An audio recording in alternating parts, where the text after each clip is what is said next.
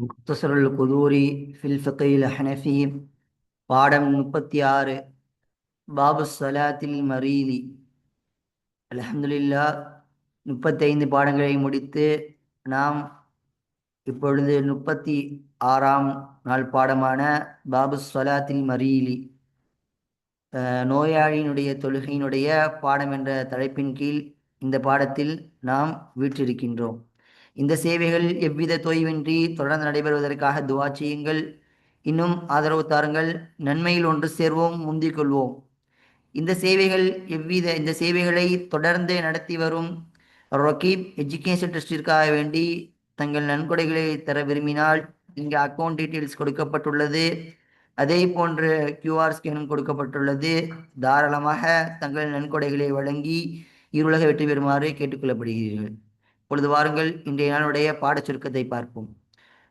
முக்தசருல் குதூரி, அதாவது 36வது நாளுடைய பாடத்தினுடைய பாடச் சுருக்கம். 1.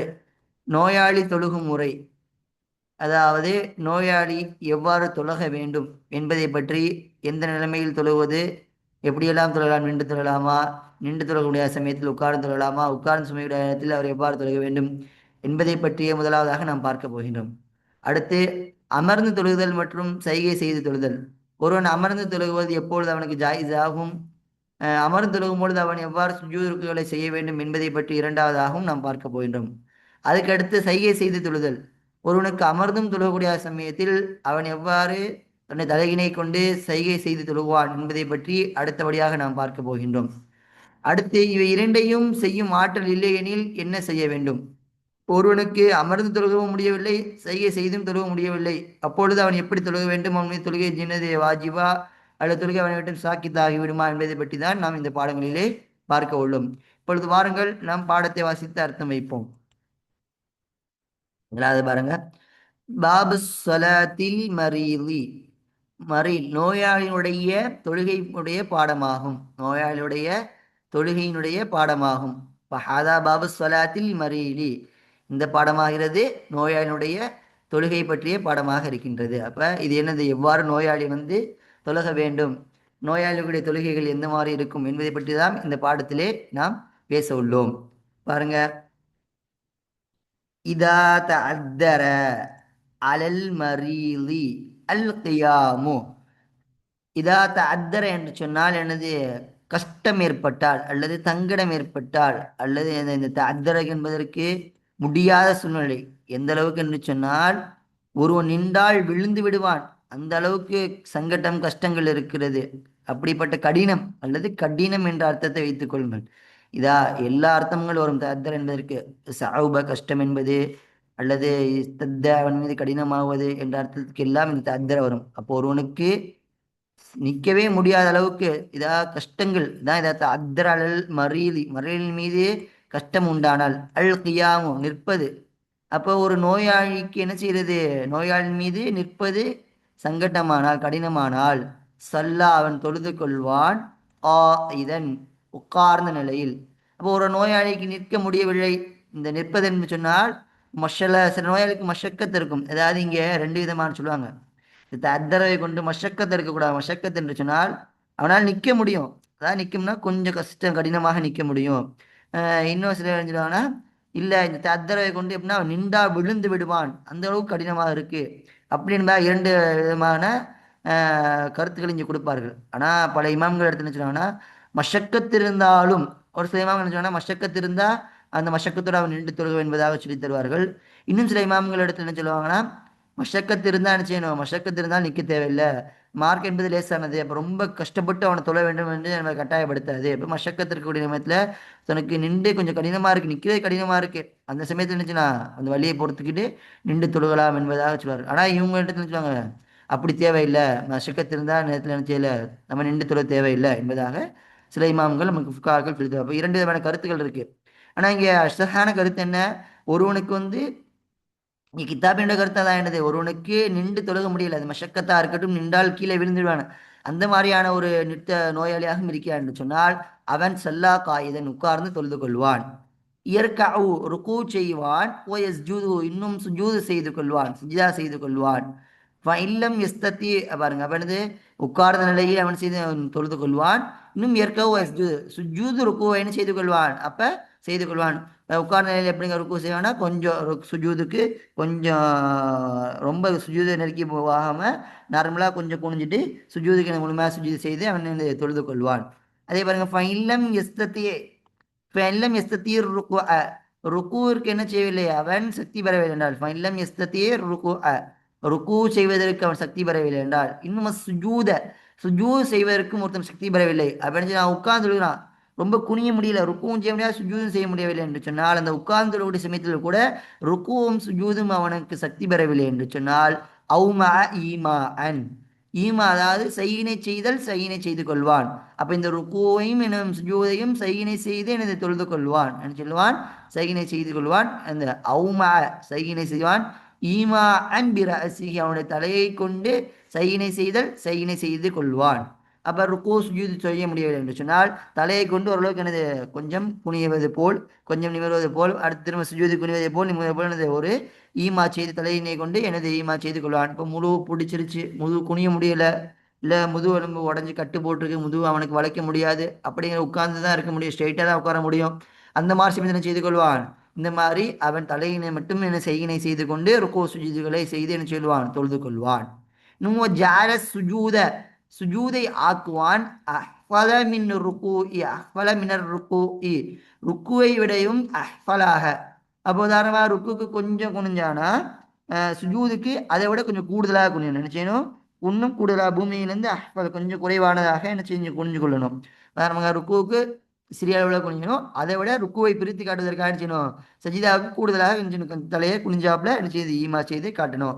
ஏன் சுஜூதுக்கும் ருக்குவுக்கும் மத்தியில் ஒரு ஃபர்க்கை காட்ட வேண்டும் என்பதற்காக வேண்டி ரெண்டுக்கு மத்தியில் என்ன செய்துக்கணும், ஒரு பிரிவினை மனுஷனை ஏற்படுத்தி கொஞ்சம் சுஜூதில் வந்து அஹ்ஃபலாக கொஞ்சம் குறைய கொஞ்சம் அதிகமாக குனிந்து கொள்ள வேண்டும் என்பதாக நமக்கு சொல்லுவாருங்க. வாங்க ஜால ஆக்குவான் சுஜூதை ஆக்குவான் அஹ்ஃபல மினர் ருக்குவை விட என்னது இன்னும் தாழ்வானதாக. இப்போ ருக்குவை விட இன்னும் தாழ்வானா ருக்குவை விட இன்னும் குறைவா, அஹ்ஃபல்னா கொஞ்சம் குறைவா, ருக்குவோட அதிகமாக செஞ்சிருப்பான்ல அதை விட சுஜூதில் கொஞ்சம் அதிகமாக செஞ்சு என்னது இந்த மாதிரி ஆக்கி கொள்வான். ஒலா எர்ஃபஉ அவன் என்ன மாட்டான், உயர்த்த மாட்டான், இலா வஜ்ஹிஹி அவனுடைய முகத்தின் பக்கம் எந்த ஒன்றையும் அவன் என்ன செய்ய மாட்டான், உயர்த்த மாட்டான், என்ன செய்ய மாட்டான், ஒலா எர்ஃபஉ அவன் உயர்த்த மாட்டான், இலா வஜ்ஹிஹி அவனுடைய முகத்தின் பக்கம் அவன் உயர்த்த மாட்டான், ஷைஅன் எந்த ஒன்றையும் என்ன செய்ய மாட்டான், அவன் உயர்த்த மாட்டான். உதாரணமா என்ன சொல்ல வராங்கன்னா, இப்ப சில பள்ளிகள்லாம் அன்றைய காலத்தில் பார்த்து நினச்சின்னா ஒரு கொஞ்சம் காலத்துக்கு முன்னாடினா, இப்போ சமீப காலங்களில் சேருடைய தொழுகைகள் அதிகமாகிட்டது. அந்த மாதிரி என்ன செஞ்சாங்கன்னா, அந்த சேரு போட்டு வைக்கிறதில்ல, இந்த டேபிள் மேட் மாதிரி சில பொருள்களை கொண்டு வந்து அந்த டேபிள் மேட்டில் என்ன செஞ்சுட்டாங்க, இப்படி சஜ்ஜா செஞ்சால் சஜ்ஜா செஞ்ச மாதிரி ஆயிரும், பூமியில் சஜ்ஜா செஞ்ச மாதிரி ஆகும் அப்படிங்கிற மாதிரி செஞ்சாங்க. அப்போ அது என்ன செய்யக்கூடாது, செய்யக்கூடாது. என்ன எந்த அளவுக்கு இருந்துச்சுன்னா, ஒரு ரசூலுல்லாஹி ஸல்லல்லாஹு அலைஹி வஸல்லம் வந்து ஒரு நோயாளி வந்து சந்திக்க செல்வாங்க. என்னது, ஒரு நோயாளிகளை சந்திக்க செய்யும் போது இப்போ ரசூலுல்லாஹி ஸல்லல்லாஹு அலைஹி வஸல்லம் அவங்க பார்க்குறாங்க, என்ன செய்றாங்க, இது யார், ஜாபிரா தொட்டு அறியக்கூடிய ஒரு ஹதீஸு. இந்த ஹதீஸ் என்ன செய்றாங்கன்னா, ரசூலா வந்து ஒரு நோயாளியை சந்திக்க போகும்போது அந்த மனிதரை பார்க்குறாங்க. அந்த மனிதர் என்ன செய்கிறாரு, தலகாணியை வைத்து தொழுது கொண்டிருக்கிறார். என்னது, தலவாணியை வைத்து அதன் மீது சஜ்ஜா செய்து தொழுது கொண்டிருக்கின்றார். அப்போ ரசூலா பார்த்து என்ன செய்கிறாங்க, அந்த தலவாணியை இப்போ எடுத்து தூக்கி வீசு ஓரமாக போட்டுறாங்க. திரும்ப அதை அந்த மனிதர் எடுத்து நினைச்சிடாரு, திரும்ப அதை வச்சு தொழுவ வர்றாங்க, திரும்ப ரசூலா எடுத்து போடுறாங்க. போட்டு முடிச்சு சொன்னாங்க, என்னது இந்த மாதிரி நீங்கள் என்ன செய்து கொள்ளாதீர்கள், இந்த மாதிரி எந்த ஒன்றையும் பூமியிலிருந்து என்ன செய்து கொள்ளாதீர்கள், நீங்கள் என்னது உயர்த்தி தொழுக வேண்டாம், என்னது தொழுக வேண்டாம். அப்போ என்ன செய்துங்கள், நீங்கள் வந்து பூமியின் மீது தொழுது கொள்ளுங்கள், என்னது பூமியின் மீது தொழுது கொள்ளுங்கள்.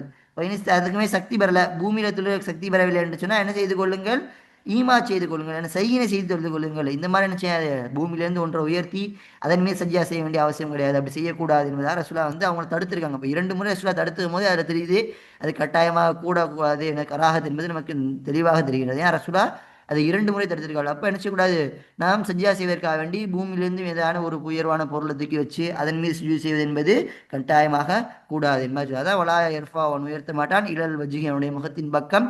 இந்த ஹீயை பார்த்தீங்கன்னா அவனுடைய முகத்தின் ஹி அவன் பக்கம், யார் சுஜூத் செய்வானோ அவன் பக்கம்.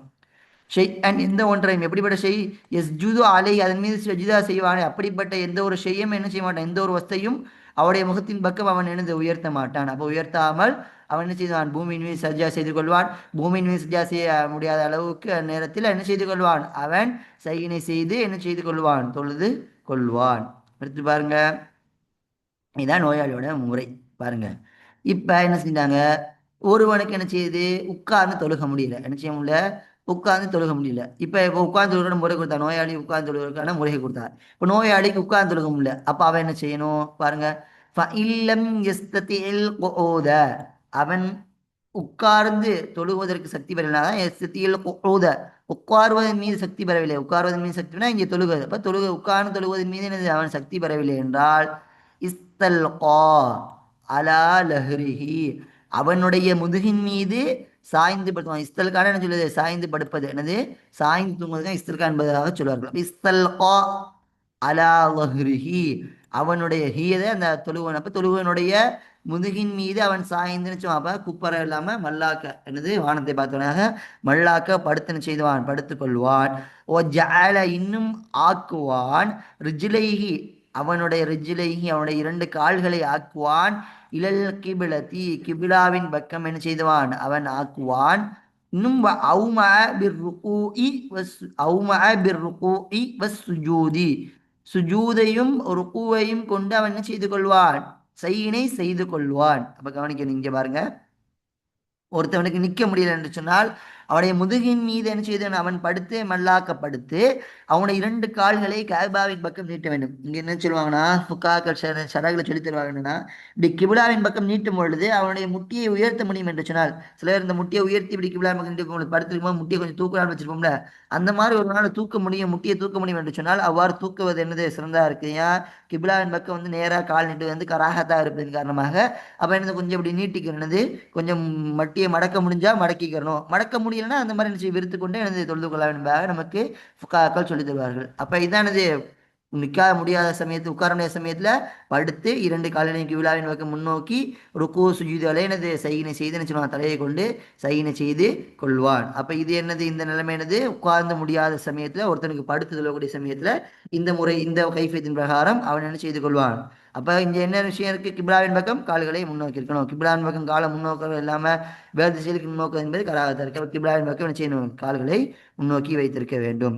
அடுத்து பாருங்க, ஒயினிஸ்தல்கா அலா ஜன்பிஹி, பாருங்க, ஒயினிஸ்தலகா, ஒருவன் என்ன செய்து விட்டான், இனிஸ்தலக்கான சாய்ந்து படுத்திருக்கிறான், அலா ஜன்பிஹி, அவனுடைய புஜங்கள், இந்த இரண்டு புஜங்கள் இருக்குல்ல, தோல் புஜங்கள், தோல் புஜங்கள் மீது ஒருவன் என்ன செய்திருக்கான், சாய்ந்து படுத்தால், இன்னும் வஜுஹு, இன்னும் எந்த நிலையில், வஜுஹு, அவனுடைய முகங்களோ, இலல் கிபிலத்தி, கிபிலாவின் பார்த்த நிலையில் ஒரு நினைச்சான், அவனுடைய தோல் புஜத்தின் மீது சாய்ந்து படுத்து அவனுடைய முகமோ கிபிலாவை முன்னோக்கிய நிலைமையில் இருந்து இருக்குமானால் என்னது, இன்னும் அவன் என்னது, இந்த மாதிரி ஈமா செய்து கொண்டால் ஜாஸ, ஜாயிஸ் ஆகும். அப்போ ஒருத்தன் என்ன செய்யறான், முதுகின் மீது படுக்காம ஜன்பின் மீது படுத்திருக்கான், அதாவது அவனுடைய இரண்டு புஜங்கள் ஏதேனும் ஒரு புஜத்தின் மீது என்ன செய்யறான், படுத்திருக்கான். ஆனா அவனுடைய முகம் எங்கே இருக்கு, அவனுடைய முகம் வந்து கிபிலாவின் திசையை முன்னோக்கி இருக்கு. அப்ப என்ன, அவனுடைய முகம் கிபிலாவோட திசையை முன்னோக்கி இந்த மாதிரி ஈமா செய்து கொள்தால் என்றால் ஜாஸ, ஜாயிஸ் ஆகிவிடும். அப்ப முதுகின் மீது தான் படுக்கணும் அவசியம் இல்லை, படுத்த ஒருத்தன் ஜம்பின் மீது படுத்து செய்துட்டா, இந்த மாதிரி கிபிலாவின் பக்கம் முகம் திரும்பி இருந்து சையினை செய்து தொழுதாலும் அவனுடைய தொழுகையும் ஜாயிஸ் ஆகும் என்பதாக நமக்கு சொல்லித் தருவார்கள். முதுகு மீது படுக்க முடியலாட்டி ஒரு கணிச்சு படுக்க முடிஞ்சா ஒரு கணிச்சு படிச்சு என்னது தொழுவது வந்து ஒருத்தன் மீது எனது அவசியமாக இருக்கிறது. அடுத்து பாருங்க, ஒருவன் ஈமா செய்வதற்கு சக்தி பெறவில்லை என்றால், சையினை செய்து ஒருவனுக்கு தொலைவில் சக்தி பெறவில்லை என்றால், ஈமா செய்வதற்கு, சையினை செய்வதற்கு ஒருவன் சக்தி பெறவில்லை என்றால், பிரசி, அவனை தலையை கொண்டு சையினை செய்வதற்கு ஒருவன் சக்தி பெறவில்லை என்றால், அஹ்ரஸ்ஸலாத, அவனுடைய தொழுகையை அவன் என்ன செய்து கொள்வான், பிற்படுத்தி கொள்வான். பாருங்க,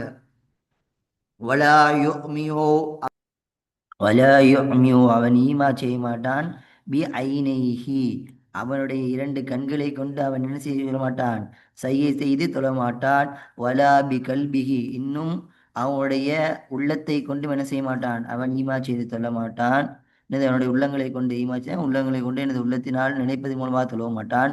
வலா, இன்னும் வலா பி ஹாஜிபைஹி, இன்னும் அவனுடைய இரண்டு பெருவங்களை கொண்டு அவன் தொழ மாட்டான். இங்க பாருங்க, ஒருவனுக்கு என்ன செய்யணும், சக்தி பெற, அதாவது தலையை கொண்டு சக்தி பெறாத நேரத்தில் என்ன சொல்றாங்கன்னா, முசன்னிஃபினுடைய கவுல் பிரகாரம் அஹ்ரஸ் ஸலாத்த, அவனுடைய தொழுகை என்ன செய்து கொள்வான், அவன் பிற்படுத்தி கொள்வான். அங்க என்ன செய்யக்கூடாது, அவன் வந்து தொழுகை என்ன செய்யணும், பிற்படுத்தி தொழுது கொள்வான். திரும்ப அந்த இந்த கண்களை கொண்டோ அல்லது கல்புகளை கொண்டோ அவனுடைய பிருவங்களை கொண்டு என்ன செய்யக்கூடாது, சஜிதா செய்யக்கூடாது என்பதாக, என்ன ஈமா செய்து தொழக்கூடாது என்பதாக நமக்கு என்னது இந்த முஸ்லிம் அவர்கள் சொல்லித் தருகிறார்கள். இங்கே பலவிதமான கருத்துக்கள் இருக்கிறது. இங்கே பலவிதமான கருத்துக்கள் இருக்கு, எப்போ வந்து இவன் வந்து இந்த மாதிரி ஈமா செய்யக்கூடாது என்பதற்கு. இதமா ஒன்று சொல்லுவாங்கன்னா, இப்போ ஒருவனுக்கு வந்து ஈமா செய்ய முடியலை, ஒரு நாள் ஒரு பகல் ஃபுல்லாக அவனுக்கு இந்த மாதிரி ஈமா செய்யவே முடியலை என்று சொன்னால், தலையை கொண்டு ஈமா செய்ய முடியலை என்று சொன்னால், அப்போ அந்த நேரத்தில் செய்துக்கலாம், இந்த மாதிரி ரசை கொண்டும் கல்பை கல்பை கொண்டும் ஐனை கொண்டும் எனது அதே போன்று நம்ம அவனுடைய இரண்டு பிரிவங்களை கொண்டும் என்ன செய்துக்கலாம், செய்கை செய்து தொழுது கொள்ளலாம் என்பதாக சொல்வார்கள். அப்போ இந்த ஒரு நாளுடைய கரைவாக இருக்கக்கூடிய சமயத்தில் செய்யக்கூடாது, ஈமா செய்து தொழக்கூடாது என்பதாக ஃபுகாக்கள் நமக்கு சொல்லித்தருவார்கள். ஆனால் இந்த இமாமினுடைய பிரகாரம் வந்து தொழுகை என்ன செய்யக்கூடாது, அவன் வந்து தொழாமல் சஹீஹாக அவனுடைய உடல் ஆரோக்கியமாகும் வரை அல்லது அவனுக்கு ஈமா செய்யும் வரைக்கும் என்ன செய்து கொள்ளணும், அவன் வந்து அவனுடைய தொழுகை என்னது பிற்படுத்த வேண்டும் என்பதாக சொல்வார்கள். அப்போ என்ன செய்ய மாட்டான், அவன் வந்து அவனுடைய கண்களை கொண்டோ அல்லது கல்புகளை கொண்டோ அவனுடைய அவனுடைய ஹஜீபைகளுடைய இரண்டு பிருவங்களை கொண்டு என்ன செய்து கொள்ள மாட்டான், அவன் ஈமா செய்து கொள்ள மாட்டான். அதே பாருங்க, ஃபைன் கதர, அவன் சக்தி பெற்றால், அலல் கியாமி, கியாமின் மீது சக்தி பெற்றால், ஒருவன் ஃபைன் கதர அலல் கியாமி, நிற்பதன் மீது ஒரு சக்தி பெற்றால், வலம் எக்திர், அவன் சக்தி பெறவில்லை, அலா ருகூஇ வ சுஜூதி, சுஜூது ருகூஇன் மீது அவன் சக்தி பெறவில்லை என்று சொன்னால், லம் யல்ஸமுல் கியாமு, அவனுக்கு கியாம் என்பது என்னவாகாது, லாசிமாகாது. இன்று அதிகமான நபர்கள் செய்யக்கூடிய தப்பு, பள்ளிகளை போய் பார்த்தோன்னு வச்சுக்கோங்கன்னா, இன்னைக்கு கிளியரில் தொழக்கூடிய நிறைய பேர் என்ன செஞ்சிருப்பாங்க, நின்று தொழுவாங்க. நின்று தொழில் என்ன செய்வாங்க, அதை வந்து திரும்ப உட்காந்துட்டு செய்வாங்க, உட்காந்து சுஜூது ருக்கு செய்வாங்க, சைகனை செய்ய தான் செய்வாங்க.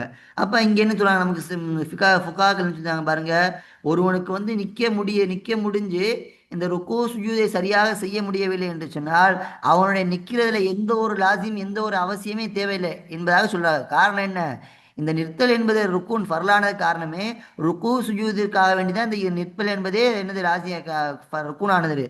அப்போ அந்த நிறுத்தலே இல்லாமல் இந்த ருக்கு சுஜூதை என்ன செய்ய, அந்த ருக்கு சுஜூது இல்லாமல் ருக்கு சுஜூதை ஈமா செய்வது புழுமை பரிபூர்ணமாக செய்யாமல் நிற்பது வந்து எந்த ஒரு அவசியமும் இல்லை. அதனால என்னது, அவனுக்கு எந்த ஒரு தேவையும் இல்லை. அதனால என்னது, இங்கே வந்து கியாம் வந்து அவசியம் இல்லை.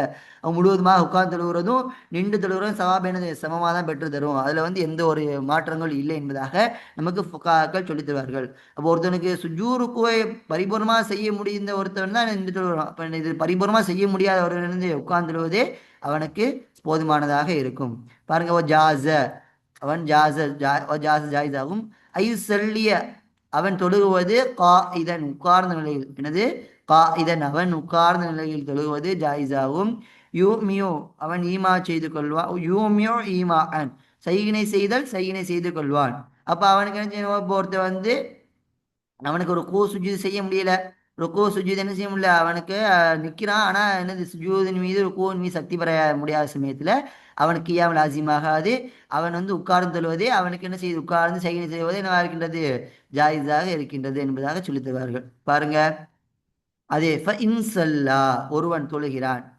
அடுத்து பாருங்க, ஒருவன் என்ன செய்யறானா, ஒரு மறியலா இருக்கக்கூடியவன் என்ன செய்யறான், இடையிலே என்ன உண்டாகிறது அவனுக்கு, ஒரு மறியலாக இருக்கக்கூடியவனுக்கு இடையில் வந்து அல்லது இடையிலே ஒரு மருள் உண்டாகிறது, இல்லை இடையிலே மருள் போகின்றது, அப்படிப்பட்டவன் என்ன செய்யணுங்கிறத பற்றி தான் இந்த பாடத்தில் நமக்கு சொல்லி தருவாங்க. பாருங்க,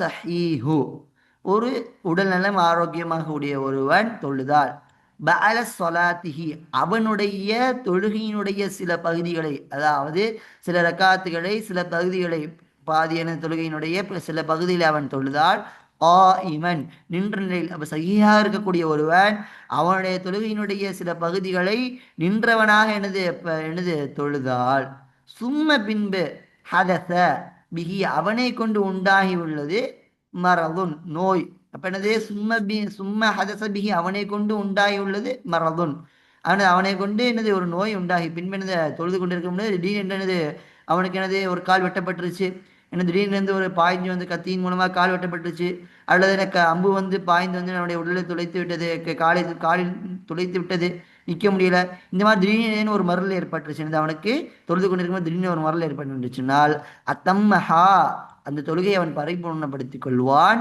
பா இதன் உட்கார்ந்த நிலையில், ருக்கு செய்வான், இன்னும் சுஜூ செய்து கொள்வான், அவ் அல்லது யூமிஉ எனது ஈமா செய்து கொள்வான், இல்லம் யஸ்ததிஇல் ருகூவ வ சுஜூத சுஜூதிற்கும் ருகூவிற்கும் சக்தி பெறாத சமயத்தில் அவன் என்ன செய்து கொள்வான், ஈமா செய்து கொள்வான். அப்போ அவனு கவனிக்கணும், ஒருத்தன் ஆரம்பத்தில் தொழுகும் போது நின்று தொழுகின்றான், நின்று தொழக்கூடிய ஒருவன் திடீரென்று நோய் ஏற்பட்டு விட்டார் என்று சொன்னால் அவன் தாராளமாக அந்த தொழுகை உட்கார்ந்து தொழுவது எனது பரிபூர்ணப்படுத்துவது என்பது அவனுக்கு ஜாயிஸாக இருக்கும். அதனால் எந்த ஒரு சங்கடமும் என்பது அவனுக்கு கிடையாது. இப்படி உட்கார்ந்து ருக்கு சுஜூ செய்ய முடியும் என்று சொன்னால் உட்கார்ந்து ருக்கு சுஜூசுகளை செய்து கொள்வான்.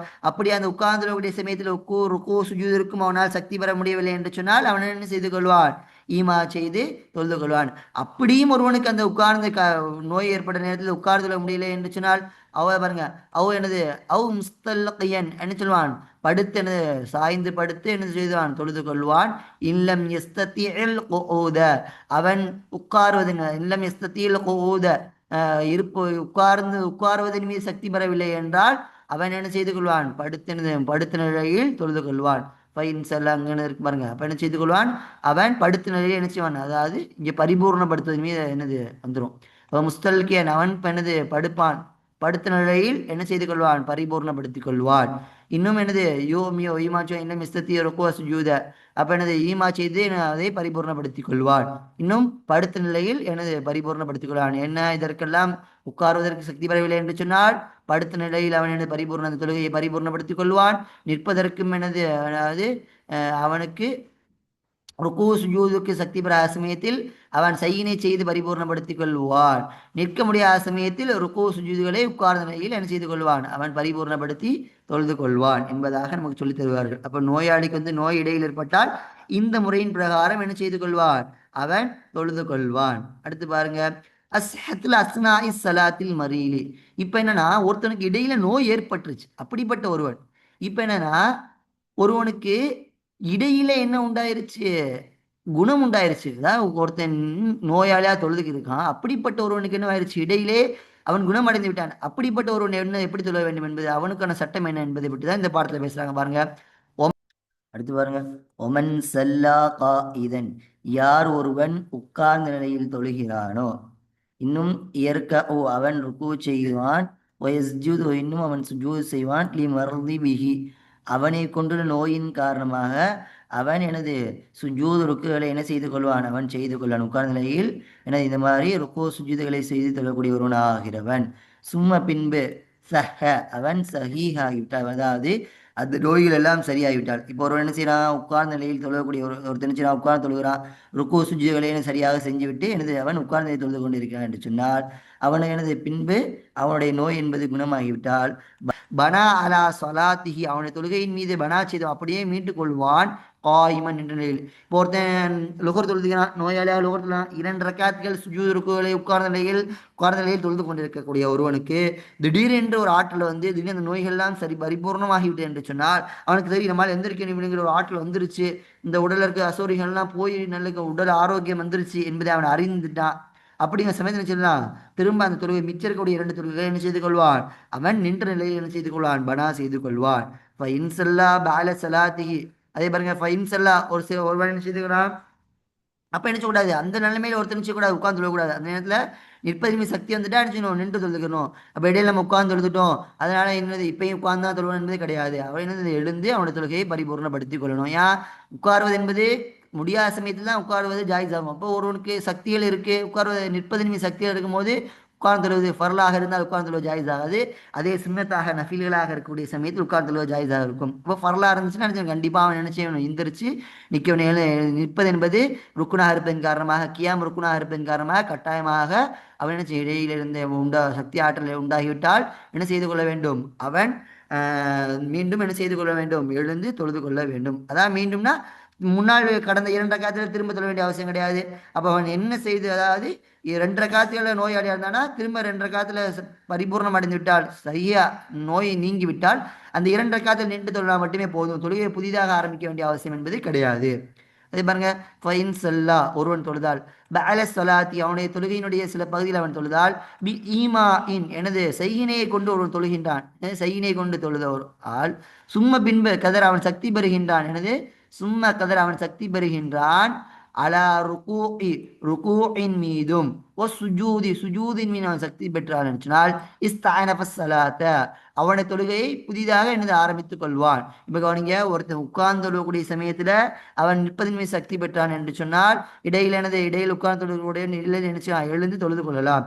அதே ஒருத்தன் ஈமாச்சி சையினை செய்து தொழுது கொள்ளக்கூடிய ஒருவன் இடையிலே அவனுச்சுனா சையின் செய்தன் அல்லாமல் ருக்கு சுஜூதிற்கு சக்தி பெற்று விட்டால் என்று சொன்னால், அப்போ அவன் தொழுகையை முழுவதுமாக முடித்துவிட்டு புதிதாக அவன் தொழுகை என்ன செய்யணும், தொழுது கொள்ள வேண்டும் என்பதாக சொல்வார்கள். யார் ருக்கு சுஜூத் என்பது கட்டாயமாக இருக்கின்றது, அப்போ அதில் ஈமா செய்வது என்பது கூடாது என்பதாக சொல்லி அங்கே தொழுகை என்ன செய்வார்கள், சக்தி விட்டதுனால இப்போ அவனுக்கு இந்த செய்யினை செய்வதை கொடுத்ததுக்கான ருக்சத் என்னவென்று சொன்னால், அவன் முடியாமல் இருப்பதன் காரணமாக தான். அப்போ சிகத்தை என்னது அவன் ஆரோக்கியம் அடைந்து விட்டான், பக்தோடைய நேரங்களும் பாக்கியா இருக்கு அப்படின்னு சொல்லி தாராளமாக அவனுடைய தொழுகையை மீண்டும் என்ன செய்து கொள்ளணும், தொழுது கொள்ளணும், புதிதாக தொழுது கொள்ளணும். அப்போ அங்கே வந்து எனது திரும்ப அவன் 2 ரக்காத்தில் ஈமாச்சை சையினை செய்து தொழுதான் அல்லவா, மீதி 2 ரக்காத்தை எழுந்து தொழணும் இல்லை சுஜு ருக்கு செஞ்சு தொழணுமான்னு கேட்டால் கிடையாது.